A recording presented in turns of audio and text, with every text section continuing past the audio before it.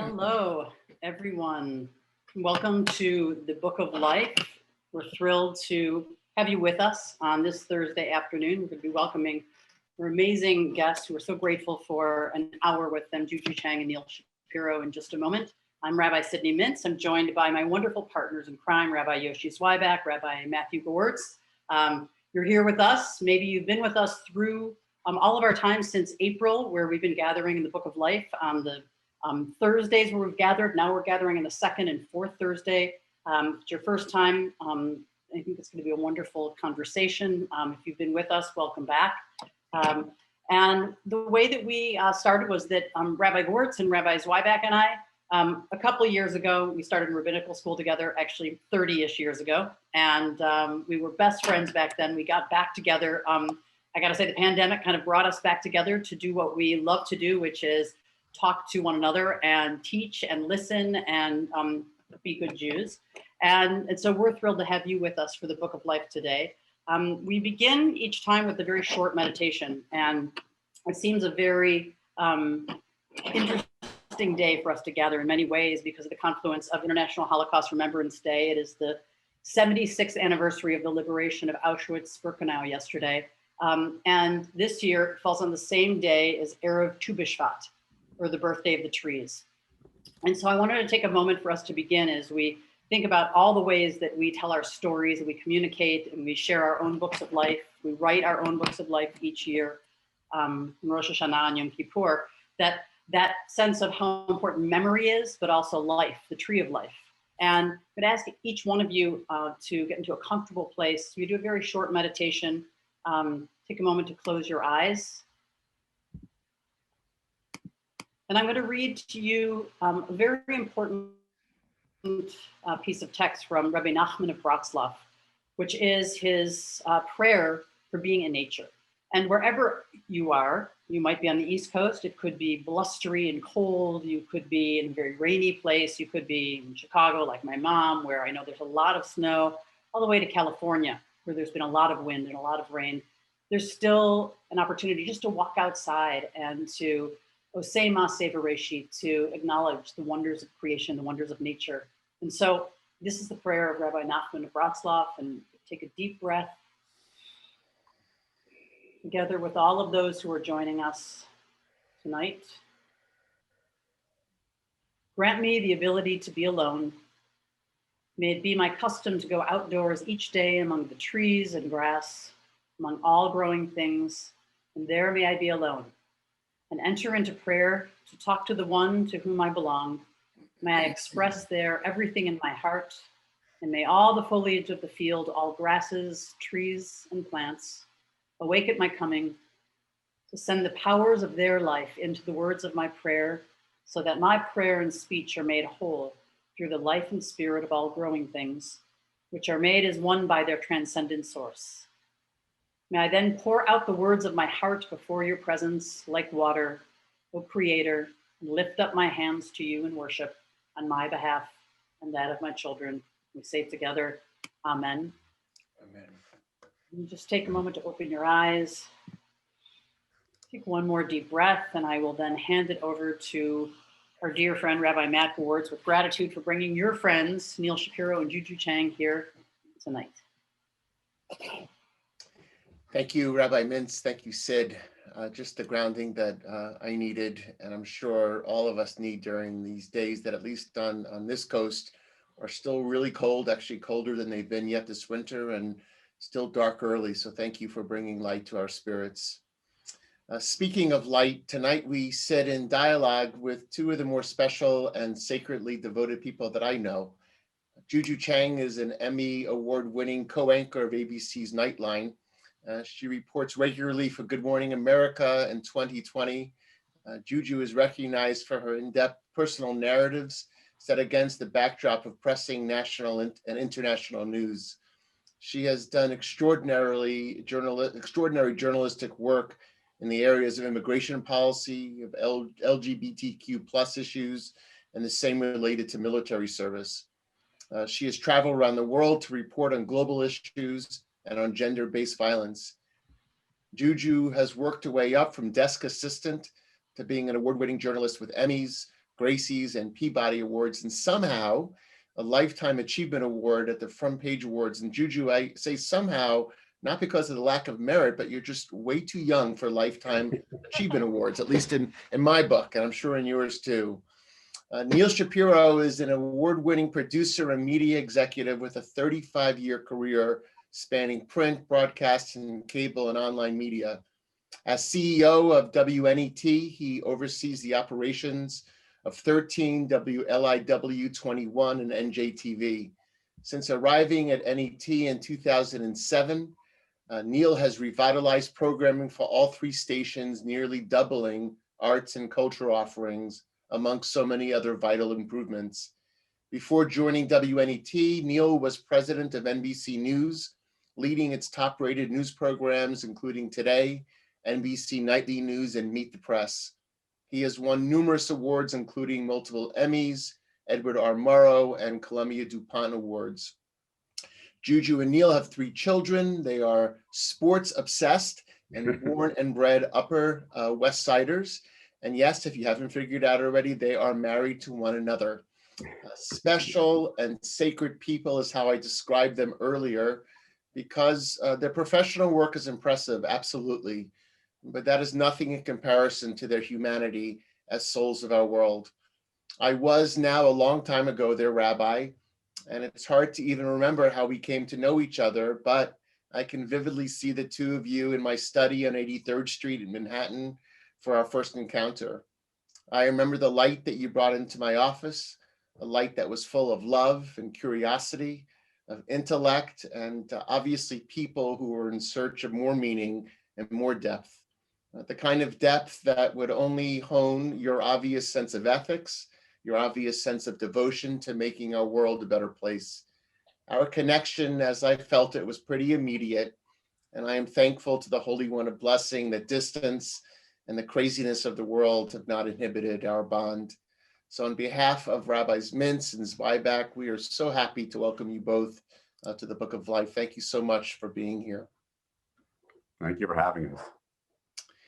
So I'm going to kick us off, and I've said to you before, and I'll say it again, that the premise of our creating the Book of Life was to remind all of us that although if we do understand, and not all of us do, that life is not in our control completely. I always have this guesstimate that we get to control about 50% of it, and then the world, God, the Holy One of Blessing, controls the other part of it. But we do have the power, at least 50% of the time, to empower ourselves to actually author some of our own chapters in this Book of Life. And the question, of course, is how we hold up an honest enough mirror to ourselves so we know that something about our personal truth is actually true, if that makes sense.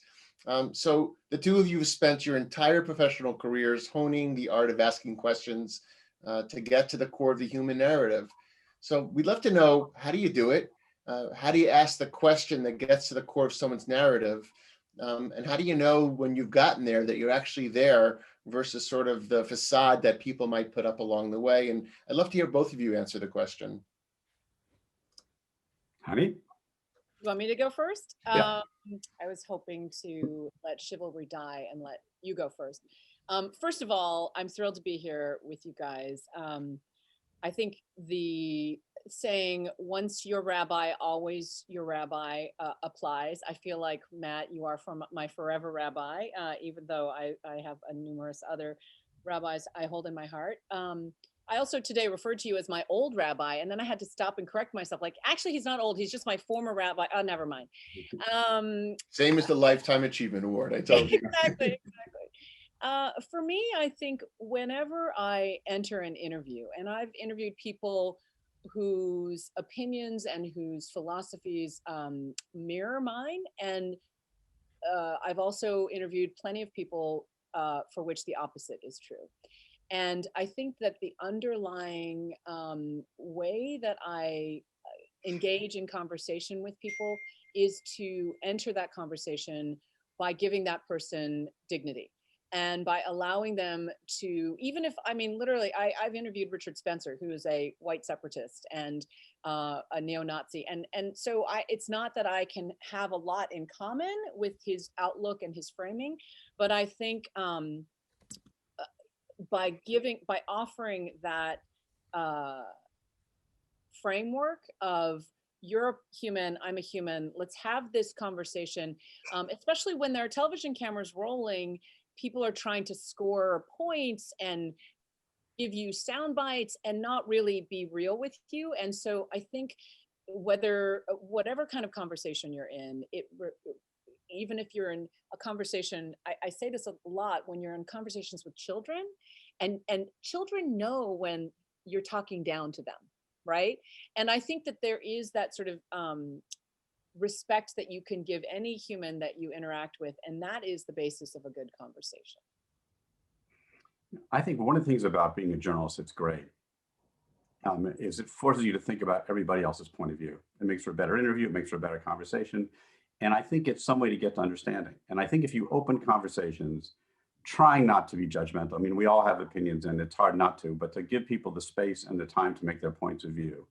A couple things happen if you're open-minded. One is you may actually get some insight you didn't before, really get a better understanding of how other people see the world in a way you don't, and give them the dignity of that. The other is you may be able to, if you're not trying to score points, ask some questions which may move them off the way that they see the world and the way that they see things. And you can actually find common points of understanding if you are not so judgmental. If you ask people incremental things, how about this, how about that? I don't, I'm torn about Matt's question, because I think we all tell some lies to ourselves, because I think it's just a part of living, about how much you want to confront your shortcomings. But I think part of what we do as journalists, and I think when you're always focused on trying to find everybody else's shortcomings, it does force you to try to be a little more honest about where you think you've come up short and what you can do better. So telling lies to yourselves, we've gotten to the place actually where I'd like to go later. So we'll dig in a little bit now. How do you, I guess two questions. How do you know when they're telling lies to themselves, right? Because there's a part of them that's probably trying to not just hide it from you, but hide it from themselves, which means that they're not even necessarily sure. And how do you know at the same time that you're not lying to yourself as the interviewer? Because you got all these goals, you have all these places you want to get to, you have ratings, you want to make television feel compelling, and yet you're trying to have a human conversation. So how do you parse that down? I'll go first this time, honey. I think part of when I think about this is, the thing I can tell you is that, the other pressures you cite, Matt, the notion about ratings and things, that's never been an issue. I think part of the issue that I battle all the time is, and Juju will from this, that I have a part of what is in my DNA is trying to figure out how stories go together and what follows what. And when I hear things, I'm always thinking, oh, this would be good here, this would be good there. And the temptation is to go, I can just take this. I don't really have to listen to this other part because this is really, really good.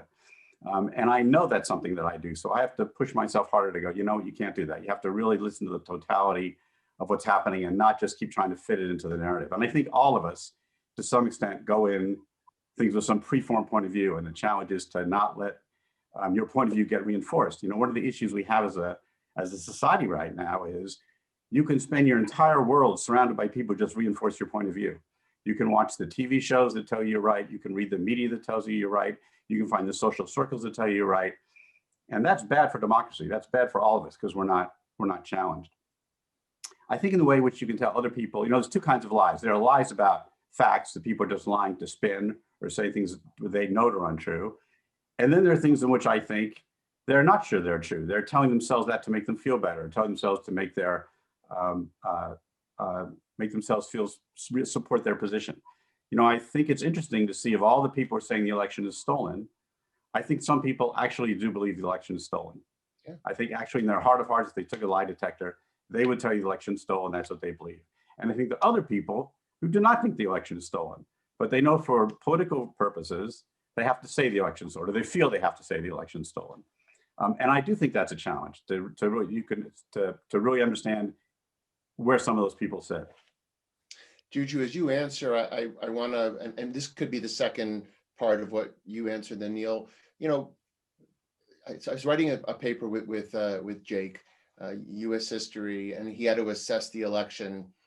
This is right before the election, actually. And a couple of things happened. One is he took one of these internet quizzes without attaching policy to person. And he said, Dad, you're not going to believe it. I'm 18% in favor of Trump. I said, well, that's probably about right. You probably should have different policies that you agree with of the president you don't want to vote for. And we went through that. And then the teacher asked him to identify bias. And he said, well, it's obvious, MSNBC is this and Fox is that. And he said, was there ever a time when you couldn't identify bias with the television station and with the network? And so I don't know if the following is just what I grew up making believe, but I sort of thought when Walter Cronkite told us something, we could trust it as the truth. Was that true? Or was that just sort of the way we were brought up, and because Cronkite had this trust in? And by the way, you're the person who told me you were his favorite boss in the world, Neal. That's what Tim Russert said to me. Or said that we sort of trusted that Russert, even though he worked for Democrats, was a guy who was right down the aisle. So did that change over time, Juju, or were we always under an illusion? I'm sitting here talking to you from ABC News World Headquarters in New York, on the Upper West Side of New York, in a COVID socially distanced safe space.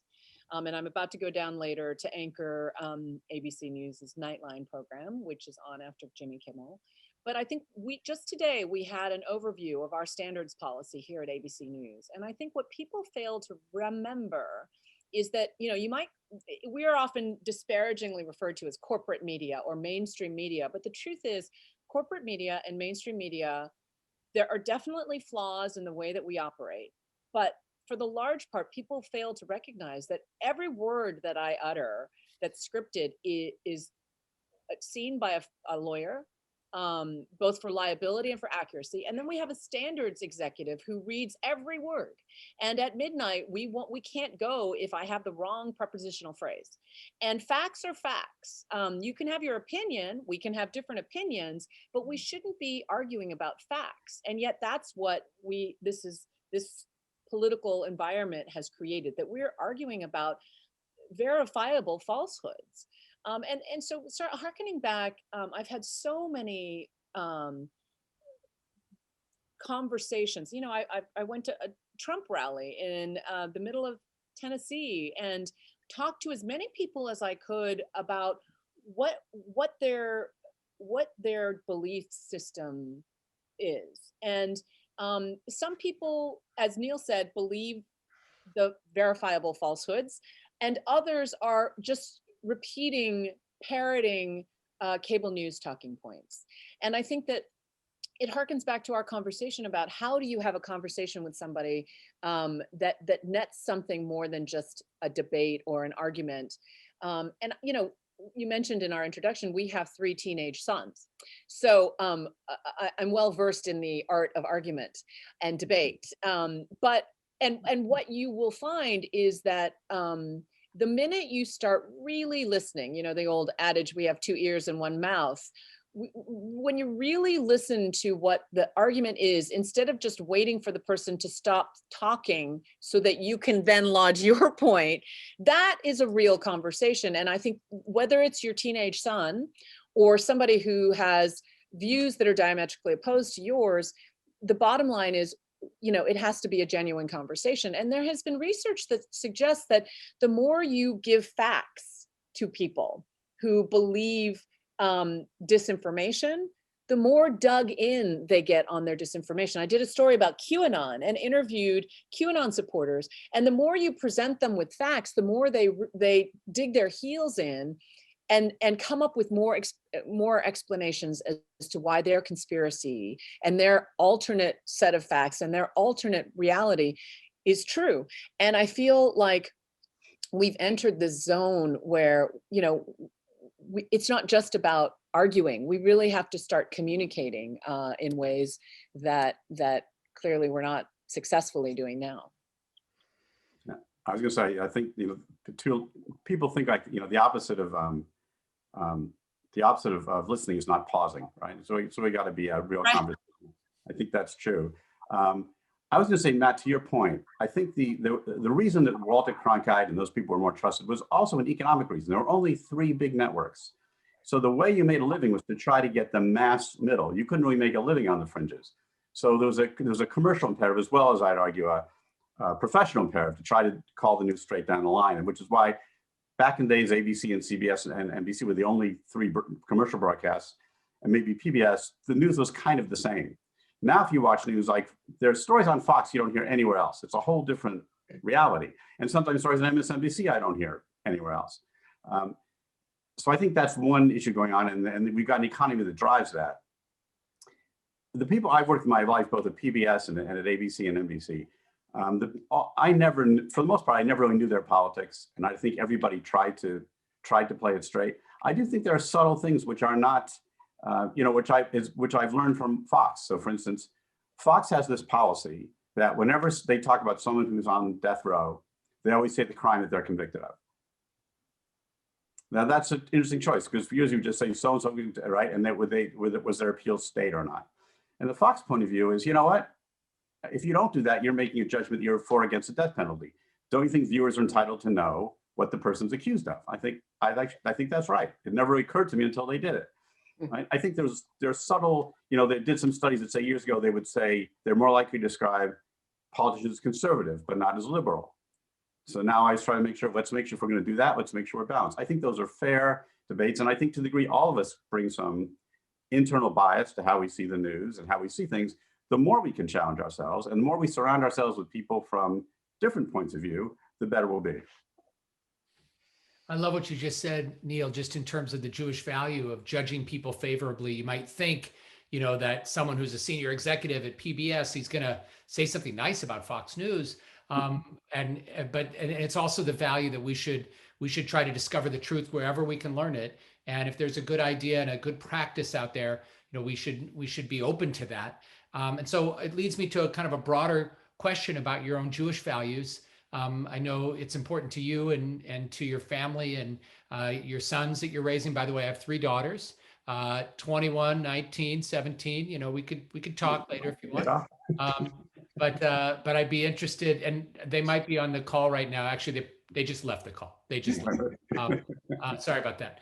But I'm interested in for both of you in your professional work, in the pursuit of truth, but also in the relationships that you have with your colleagues and people who don't work in your particular institutions. There's the value of kindness and compassion, and sometimes those things might bump into each other. You have Juju, you might have an interview where you really need to be hard and tough and ask those difficult questions.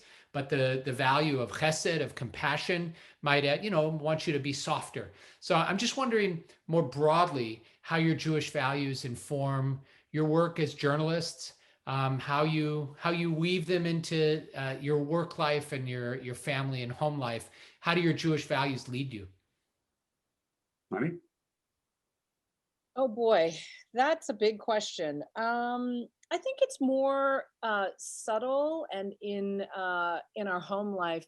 I was thinking of Rabbi Mintz's meditation, and I think about Yoshi, your dog, over your shoulder, and I'm going to blend these two thoughts together in that, this morning and many mornings, I try to grab my son from his distance learning and take our dog out for a walk. And I explained to him that we should have a moment of meditation, that we should breathe in fresh, dewy, snowy air into our lungs and meditate for a moment on and reflect for a moment on what we value in our world, and take us out of this, screen for a minute.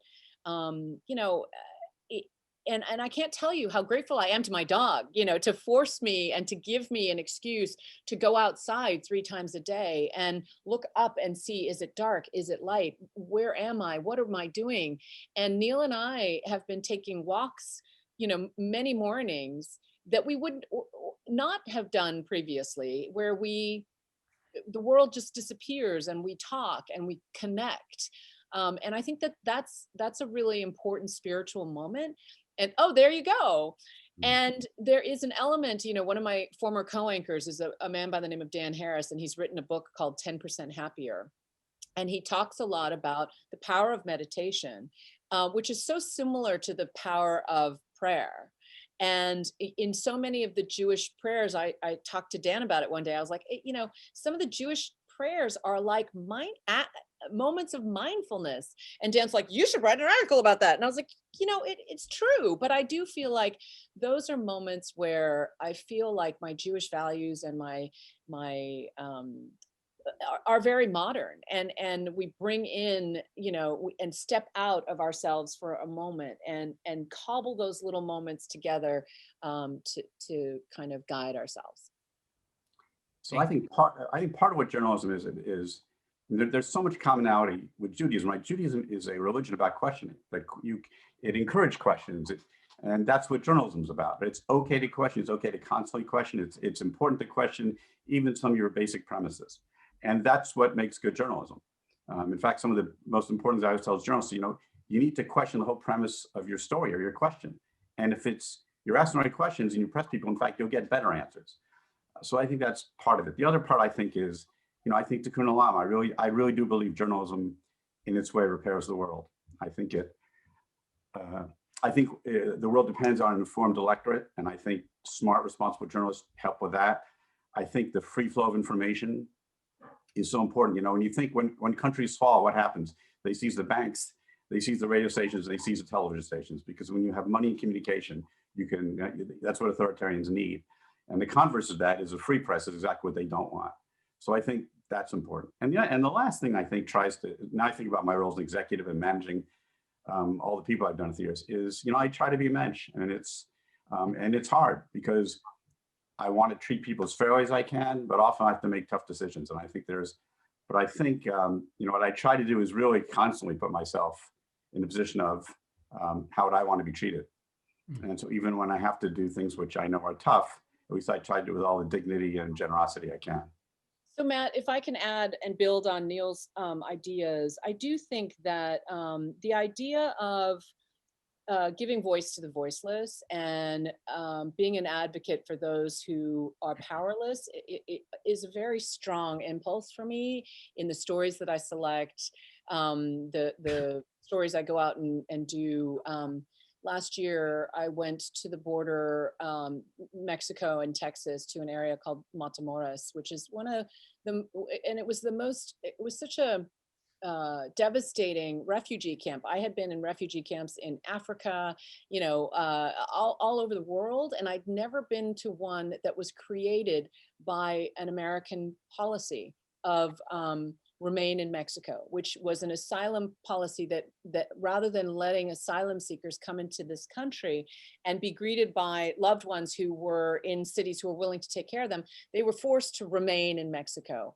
And we were there, the ACLU filed suit on behalf of 5 pregnant women who were sleeping on concrete, on the concrete under, with no shelter, no bathrooms, nothing.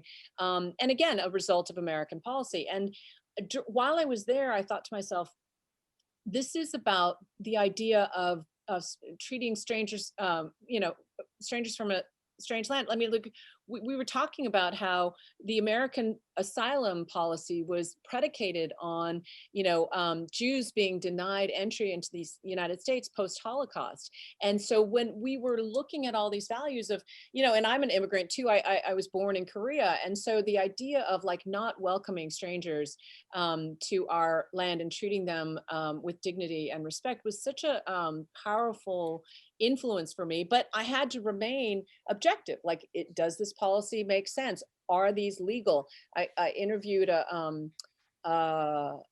conscientious objector, somebody who quit CIS and became a whistleblower, and talked about how he felt he could no longer be an asylum officer because he felt like it violated his beliefs. And so these were very in many ways, philosophical underpinnings to stories that we were seeing unfold in front of us. So yeah, my Judaism sort of kind of, was there and present as I was reporting.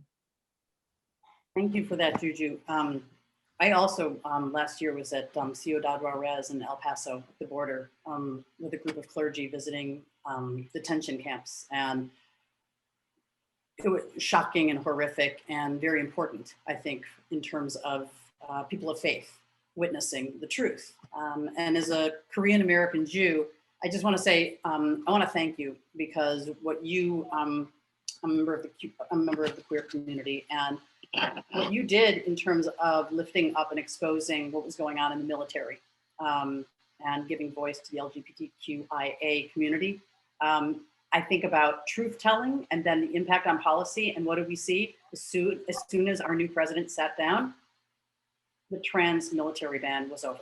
And for people in the queer community, it was, I mean, I'm sure for everybody here, there are miracles that have happened in the last week and a half. And we owe a lot of that to the truth telling of journalists. Matt has shared with us that you used to talk about your Sinai moments when he was not just your old rabbi, but he was your only rabbi. And rabbis love to talk about that, especially because now we're in this portion of the book of Exodus. We're reading Yitro B'Shalach, where there's the 10 Commandments. There is this idea of revelation and this important relationship that all Jews have to that moment.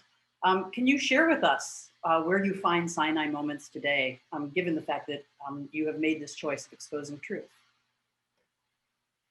Neal? I did two very different moments that I was.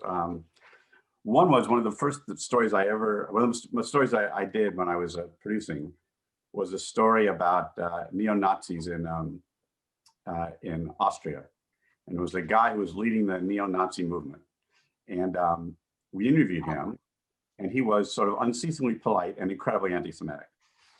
So we told him all these horrible things, but in a very polite way. And he said, "I love talking to journalists, especially Jewish journalists, right?" And I think he's wanted a reaction out of him, but we didn't do it. But then we ran the story, and then it turns out in Austria it's illegal to put up all the Nazi memorabilia had, and he got arrested, went to jail. And I thought that was a great moment. I held my cool, and at the end of the day, I was delighted with the result. The other was about how sometimes generosity comes back. And I as a young woman, I hired and from New Orleans, and when I was at Dateline, and then I promoted her to some other jobs at NBC. And I was walking the dog through the park, and I had my mask on, and this woman stops me and says, "Oh my God," and she starts to cry. And it was Hoda Kotb, who's now on the Today Show. And said, "Thank you for doing all that." And that was just a great, to have that come back was very meaningful to me.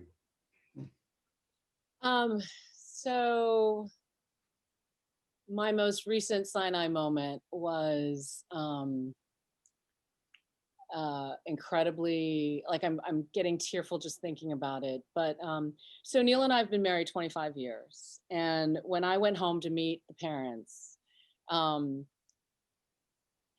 it was not 100%, slam dunk, like she's not only is she not Jewish, she's not even white. I mean, I don't even know, right? Where do we go wrong? And on my side of the family, there was like tremendous anti-Semitism. So that went well. And yet over 25 years, Neal's parents had become true parental figures in my life. My dad passed away, sadly, years ago. But Neal's dad was one of those greatest generation. He fought the Battle of the Bulge across World War II, came back on the GI Bill, built a career, a loving family, just every accolade you could think of in the most humble way. I used to brag about him in front of his grandsons and say, your grandfather, fought in World War II. And he'd say, "Boys, let's not make a big deal about it. I was scared shitless half the time." He was like that, and sharp to the very end. And when they never insisted that I convert. I did that on my own, which when I told Neal I was going to convert to Judaism, he did like a spit take. He literally was like, "What?" Because it was so unexpected.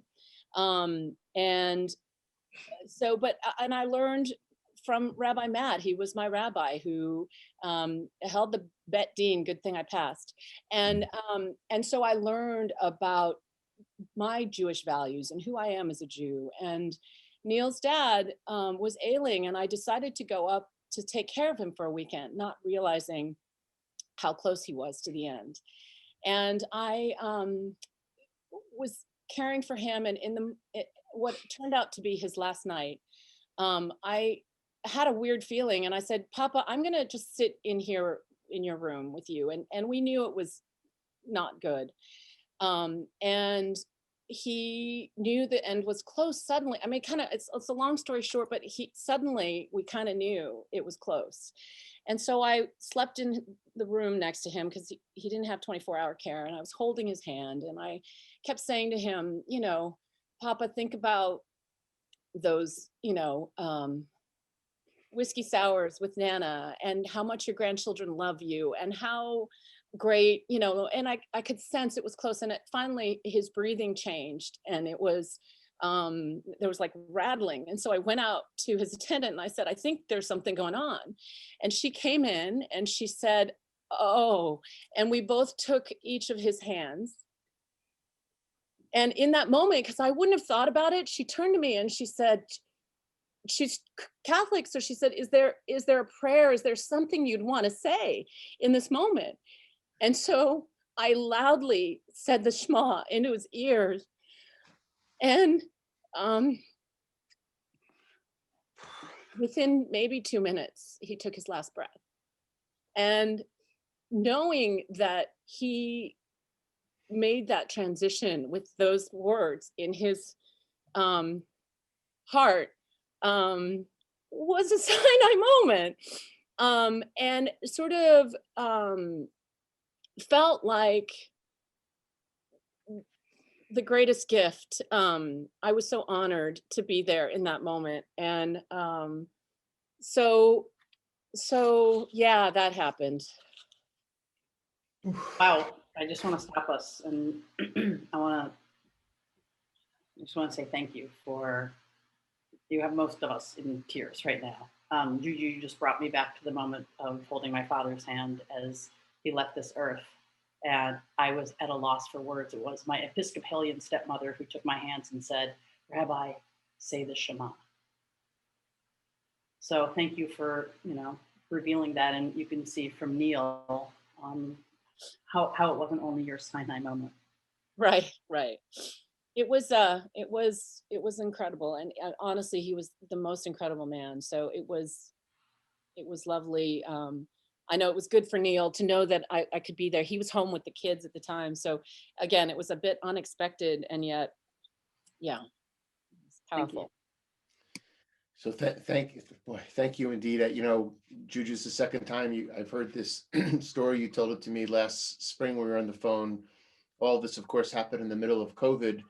And I can't help but to think about two things. One is, I remember the first time you ever said the Shema, the first time when you said on the Bima, and I wasn't going to bring up, I have no problem at all bringing up conversion, but you may remember when we studied that you're not supposed to bring it up unless the person who converted brings it up themselves. So we made a conscious decision not to bring it up unless you did, but not out of any feeling of anything but pride. But now that you brought it up, I could see you saying the Shema the first day you ever said it. And from that Sinai moment to being with your father-in-law, which in turn, of course, was there for Neal. And Neal, you have a sister, if I remember correctly, and for your sister, for your kids, was extraordinary. And I've told you guys this story so many times, and it's nothing, but one of my favorite moments with your father-in-law, with your dad, Neal, was went to Neal's, it had to be your 50th, which of course was like 5 years ago, right? And but I remember, you know, we were running back to the city to go back, and we're reunited with so many great people.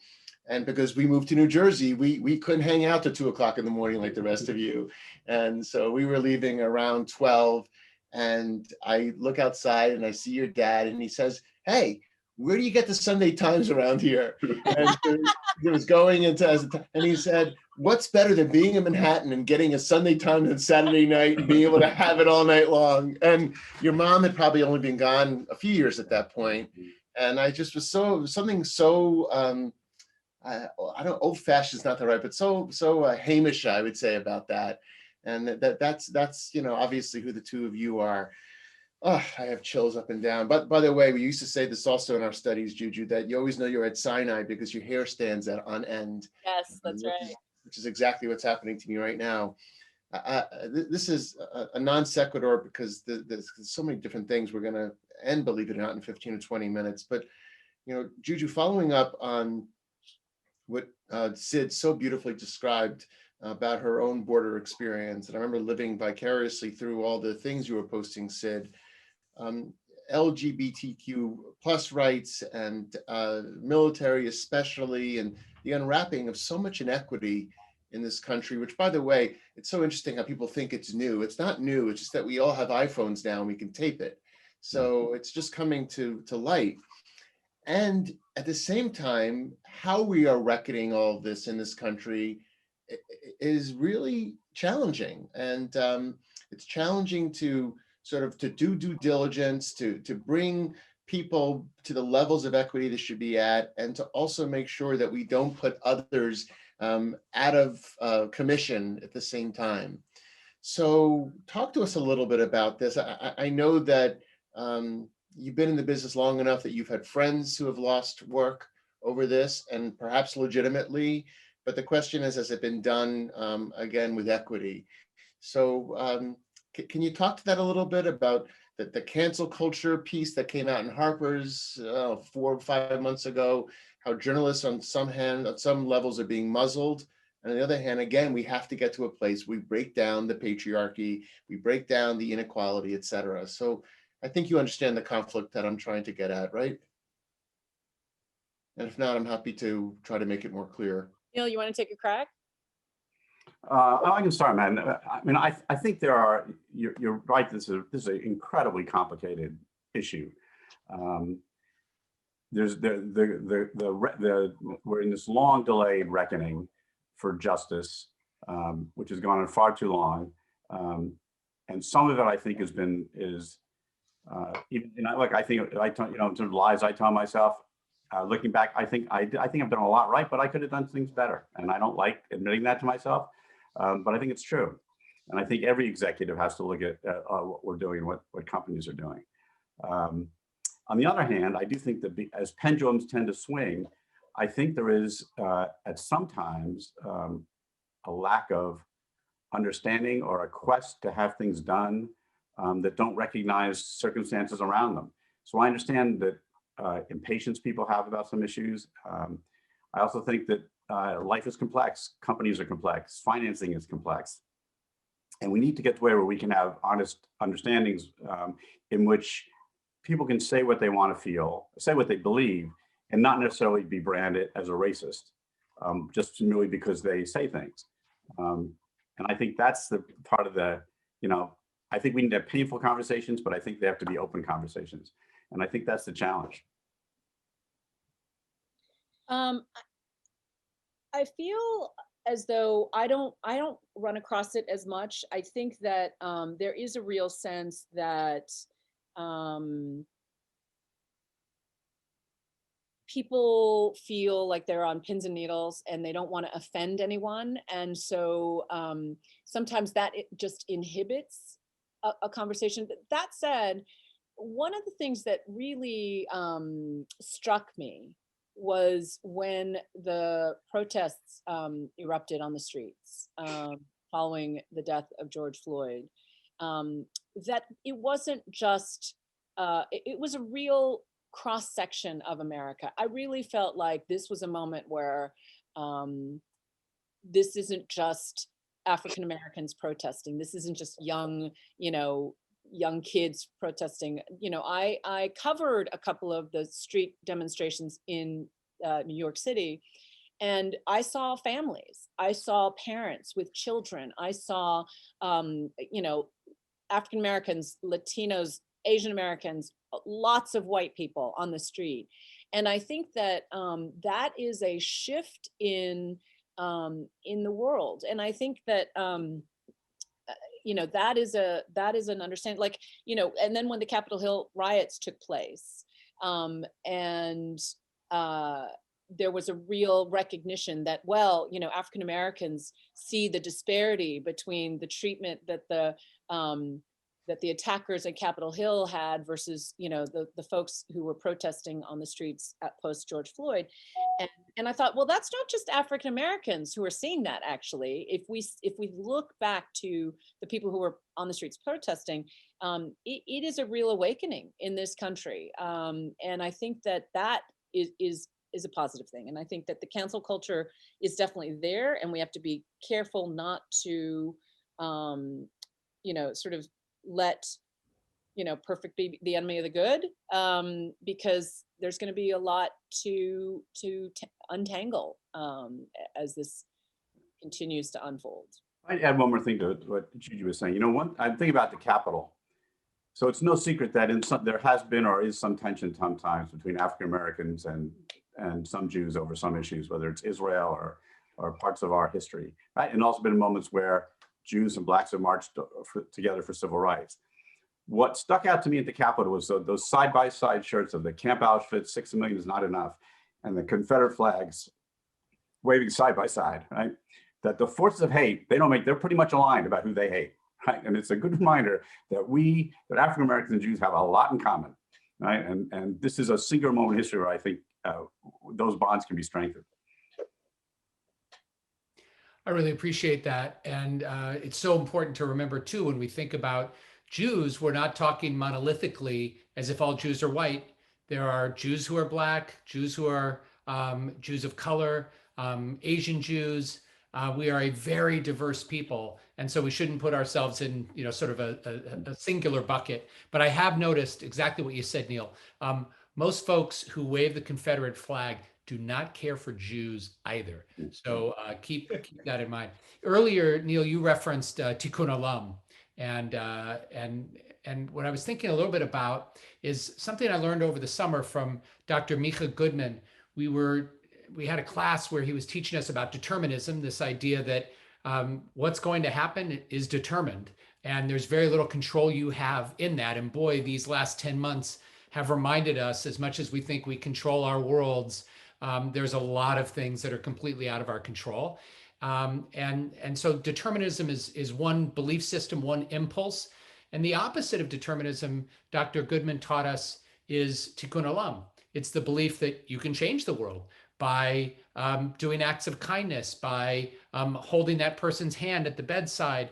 You can change that person's experience. You can't make them live forever, but you can change the experience of leaving this world. And we can give example after example after example. And then I've been thinking a little bit about your work in the news. And on the one hand, there's this impulse to report, and your job is just to say what happened. You are not changing the future. You're not changing the past. You're just telling us what went on. And to me, in some ways, that's a little bit of determinism. And then on the other side, it's, I want to go to the border and tell this story because I think it might change what's going to happen next. And to me, that feels a little bit like tikkun olam. And I'm just wondering, in your jobs, in your various roles, how do you strike that balance between my job is just to say what happened, but by choosing this story over another story, by telling it in a certain way, I can do a little tikkun olam here too. How do you balance that? You know, the way I view it is not that my individual opinion about policy matters. My view is that the truth matters. My view is that when people really understand what's going on, that their basic human impulses for kindness and for justice. And look what happened with George Floyd.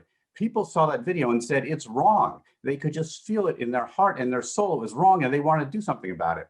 And were that not for an age where people had iPhones and media could be shared, that wouldn't have happened. And there were points, as Matt pointed, and this has been happening for years and has never been covered. So part of it is just showing people what's happening. You know, I think that when people first saw those newsreels that came out of the concentration camps, that was eye-opening to so many people, especially right who finally saw something and said, this is wrong. I believe in that. I believe if you show stuff that people ultimately will do the right thing. You know, I think Jefferson said, you know, information is the best disinfectant. That's what I believe. I think that was a Supreme Court justice, not just Brandeis. Whoever said it, he was right. But I love it too. Not to correct you in front of other people. I agree. I think you know, we're journalists, we bear witness, but we also are storytellers. And I believe in the common core decency of people and their compassion. And I believe that there are some things that you can stand up and say, actually, fascism is bad, and actually anti-Semitism and racism is bad. And those are not just my opinions, but those are truths that, my other co-anchor, Byron Pitts, talks a lot about, the difference between facts and truth. He says, the fact is slavery was legal in our country. The truth is it was never right. There are facts and there are truths. And I think that we try to report both and do our best. I think the other thing about it, though, is that, Neal, public television, their mission involves education, right? And I think that one of the things that occurred to me, I was talking about trying to book the Secretary General, and he gave a talk the other day at Holocaust Remembrance Day, which really startled me. And he was citing a study by the Claims Conference. He said that almost 2/3 of young Americans do not know that 6 million Jews were killed during the Holocaust. And it was a 50-state study. And I said to Neal, how can this be? Like, it would be one thing to say, like, oh, I don't know about the genocide in Armenia, but this was an act that U.S. foreign policy, many of the forebears, people like Papa went and fought Nazism. The fact that our educational system or our information pool right now has that big a deficit just is really startling to me. And I think that therefore I feel like there is some sphere in information, storytelling, journalism, educators, who need to sort of reflect on how we can enlighten people jointly. I have one more quick question, but we're all Jews here, so it could last hours more. I'm thinking so much right now about the kids in our nation and looking out at journalists and looking out at politicians, looking out at attorneys. And as journalists, what would you say to young people today, people in high school and college, that would make them think about journalism, think about what you do and say, I want to do that? Because as we know, it's been very hard to be a journalist. You know better than anyone else. I guess I would say, look, there are a lot of things you can do in your life but there's some that have real impact that you can look back and say, I touched people in a fundamental way. Certainly being the clergy is one of them. But another is, I'd say, is to be a journalist, is to know that you can, and it's, if you are a person who believes in the quest for the truth, that's a great and noble thing to worry about. When I was in college, I was also on the debate team. And my parents always wanted me to be a lawyer. And I was pretty good at it. But what I didn't like, having debated the same argument for an entire year, I would kind of get confused. Like, am I really for airbags or against airbags? Because I could win on both sides. What I love about journalism is, you know what? I'm going to find out if airbags work. There's an answer. And I'm going to tell you it works. And I'm going to tell you if you want to get one, how to get one, or why there isn't one. At the end of the day, I'm going to look back and say, that was my goal, to try to give you the information you needed to really fundamentally make the decisions about your life and your country. And that's there's something about looking back and taking pride in what you do. If you're a journalist, you'll feel that. I think, everything that we've talked about during this hour are arguments to be journalists, right? To bear witness, to give voice to the voiceless. I think one area that journalists take pride in, and it could be pointed out to young people that we haven't mentioned, is the idea of accountability. That we do our best to speak truth to power. That whether it's a Biden administration or a Trump administration, we're going to ask those questions that are going to be holding those in power accountable. Whether it's Wall Street, wealthy folks, or policymakers, or heads of state, or corporate leaders, we're going to ask the questions and, as they say, comfort the afflicted and Like what is it? Wait. And comfortable. Yes, exactly. And there is something about that mission that is also, I think, worthy. You guys are definitely Robert Levine's congregants, because that is one of his favorite Robert isms. You disturb the comfortable and you comfort the disturbed. I've heard that my whole assistant associateship. No, it's a great line. Learned Robert Levine. Yes, who's retiring, believe it or not, I cannot believe it. Someone just put into the chat, there were a lot of questions, but someone said, so why do you guys call this the Book of Life anyway? And the quick story goes is that we were sitting around Bolinas, California, north of San Francisco, and probably with a glass of wine or two, and with someone who was helping us to learn, and said, I come to the synagogue on the holy days, and you keep everything from us, including the Book of Life. Everything's written for us, spoken to us, it's sung to us, and we want in. And we realized that night that we have to encourage people not only to allow others to write the chapters of their lives, but they need to be self-publishing as well, if you will. They have to author their own books. And so whoever asked that question, that's what we're trying to do here through both modes, through text study and through interviewing people who've had compelling journeys. And, I would say the two of you are models of what it means to be married, to be parents, and to do what you do in your careers.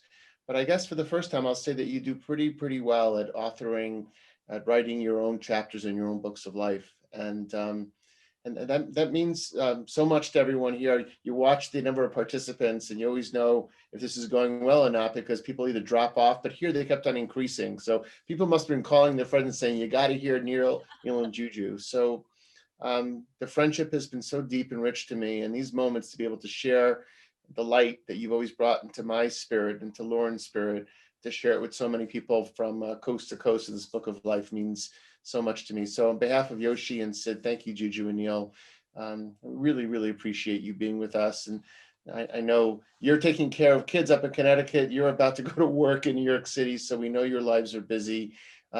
Friends out there who are also authors in their books of life, we are gathering again on February the 11th, 4 o'clock Pacific and 7 o'clock East Coast. Remember, we changed modes. We're going to be doing meditation, journaling, and text study. We'll be in touch with you in the next few days to let you know what the subject is. But we means so much to us that you continue to join us, continue to invite friends. We're now a network of about 350 to 400 people. And we don't know where this goes, but we know that this is important and grounding for all of us, and we know for all of you. So Juju Chang and Neal Shapiro, thank you for giving us your time, your love, and your wisdom. And have a wonderful night, everyone. Take good care.